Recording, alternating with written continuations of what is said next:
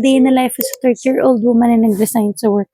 At ngayon din niya alam ang gagawin niya sa buhay. Vlog 7. Medyo nakalimutan na natin to pang ilang vlog na natin for today. Kasi ngayon lang tayo ulit nakapag-intro. At dahil matagal tayong nawala, may papakita ko sa inyong vlog. At yun ang dahilan kung bakit medyo almost 2 to 3 weeks tayong wala. So, ano pang hinihintay nyo?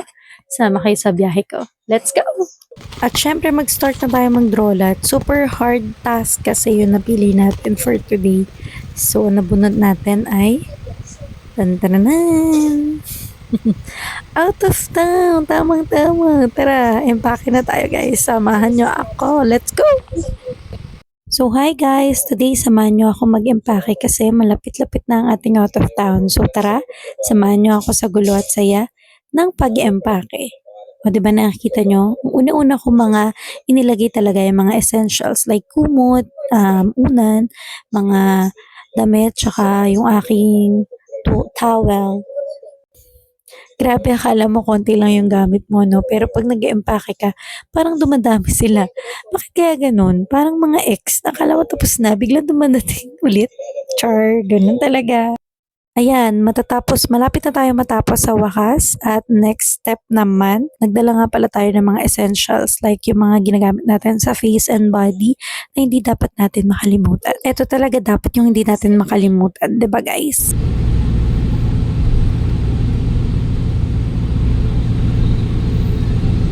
Kita nyo naman guys kung gaano kalakas yung ulan.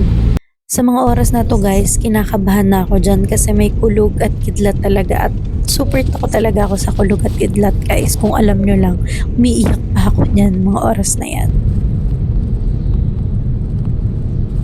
And finally, welcome sa Apayao!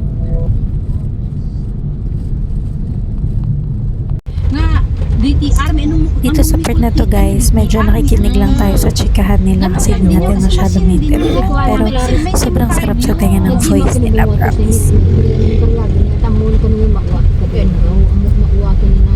Tolay alam mong direkto kini amom to ni ante. Buti botos ito sa tolay nga binayadan isa tolay mangke mungkin si Bastani. Kunwari nga magkamipa nga hapon at kagay makikitilan pagdilay. And finally, rest na. Itong bahay na nga pala ito ay sa pinsa ng asawa ko. So, diba, super ganda. At na-amaze ako sa pinto nila. Nakakatuwa. Kasi dalawa yung doorknob niya. Sobrang ganda.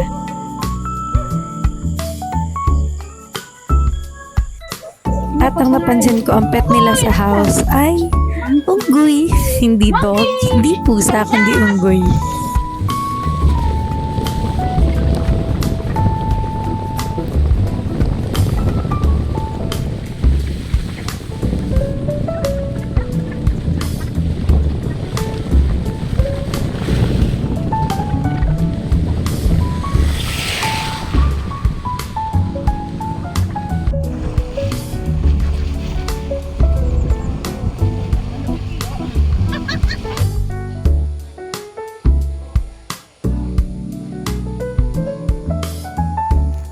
Di pinapansin, ingay sa tabi, magulong kapaligiran, sa'yo lang ang tingin.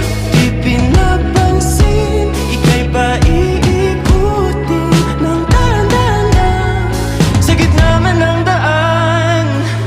Sa bawat sandaling ikaw ay pinagmamasdan, may dumadapong kiliti na di